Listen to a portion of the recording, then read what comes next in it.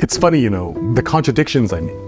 On the one hand, I like the idea of getting new stuff, but on the other hand, I hate the actual act of shopping. And on one side of the coin, I am intimately involved in manufacturing, but when that coin flips to tails, I am so disconnected to the actual production of almost everything I own, and yet, I just experienced the absolute best shopping experience I've ever had that brought both proverbial contradictory hands together and had that proverbial coin flip perfectly on its edge. Check it out. 30 feet underground, hidden in a gigantic 1 million square foot labyrinth of commerce, sit Bewak and Pian. Pian, he's shorter in stature, quick on his feet, and no nonsense. Bewak looks like a customer you do not want to mess with. I'm just saying, if I was on a game show and the game show was called, "Can you guess how many men this guy sent to the hospital with his bare hands?" my guess would not be 0. He's calm, quiet, and stoic, but you could feel a piercing energy that hints at a distinct type of history, and yet, he could not have been a kinder soul.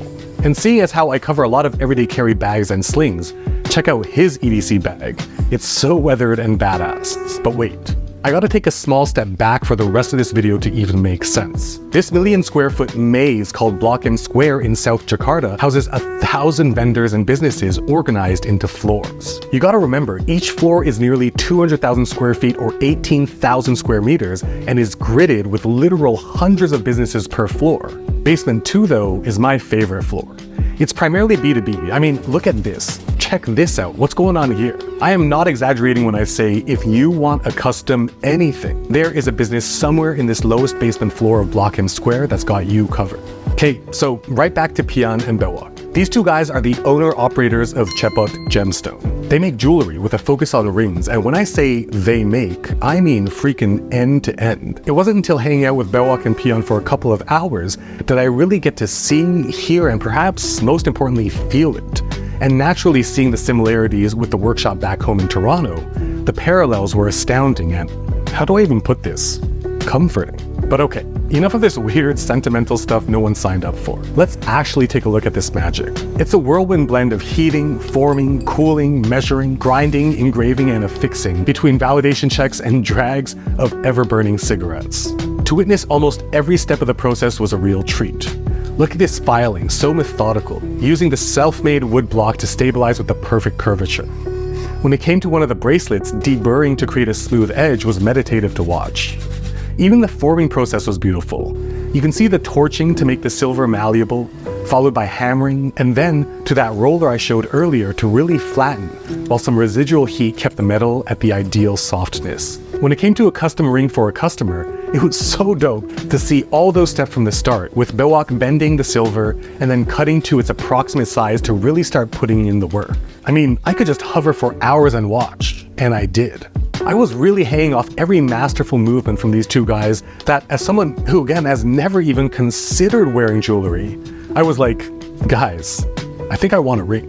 What do you suggest? Bewak picked out a simple silver base for me and recommended that I go with a type of stone called bachan. I ended up choosing a modestly sized one, but while I was looking at them, he typed into his Google Translate and basically told me that one characteristic of these stones is that, although opaque now, bachans, at least real ones, become translucent and even change to different hues of blue and green as the months and years roll by. Pian broke out the scale, weighed the silver ring they'd previously made, and then weighed the stone.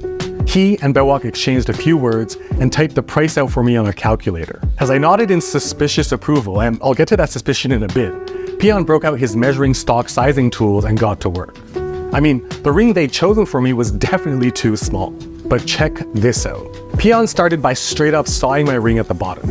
He then got a small stock of silver and started flattening it. With the old eyeball test, he sought to trim the filler piece, then integrated it to be part of the ring that he cut just a minute ago. All done on the graduating sizing cone, he validated the filler piece and began fusing. That was a sweet process of seeing him torch, then methodically fuse the new filler silver to integrate it with the original ring. Dip to cool, a quick visual inspection, then back on the saw to trim the unnecessary parts of the filler, then reigniting the torch to fully fuse the piece to the ring. I was just awestruck to think that this is done for every single person who passes by to purchase a piece. Once the seams were completely invisible, he broke out the rotary tool and just began deburring the inside of the ring, taking extra care at the edges. Next up was the meticulous process of reshaping the stone housing. Breaking out his hammer and a curved tool, he began striking delicately but with confidence, pausing every now and then to get an up-close look. Once he was confident it was perfectly anchored, it was time for the finishing processes. A wonderful combination of hand tools, power tools, and close eye for detail.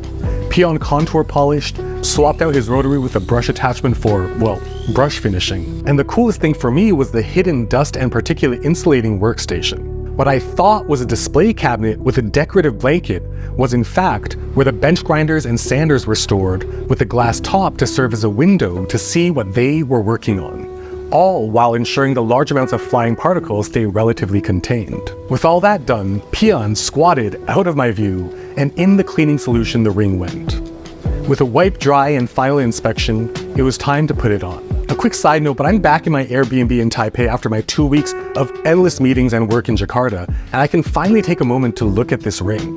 Rocking it now, I definitely don't think I've suddenly become a ring person, but I feel really connected with it, having seen it come to life right before my eyes, and that's sort of what I mean.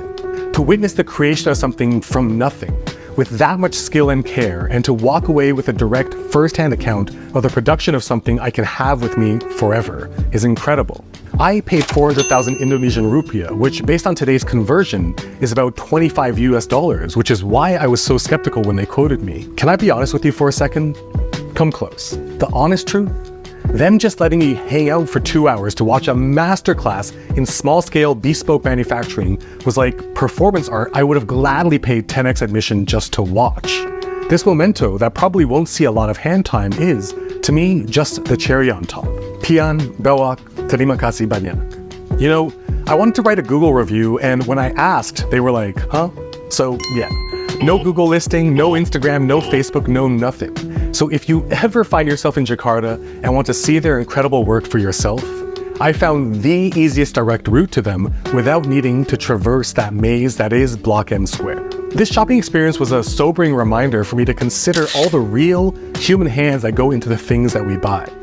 Shopping, whether you hate doing it like me or love it to the point that it's therapeutic, is, after all, also an ethical act.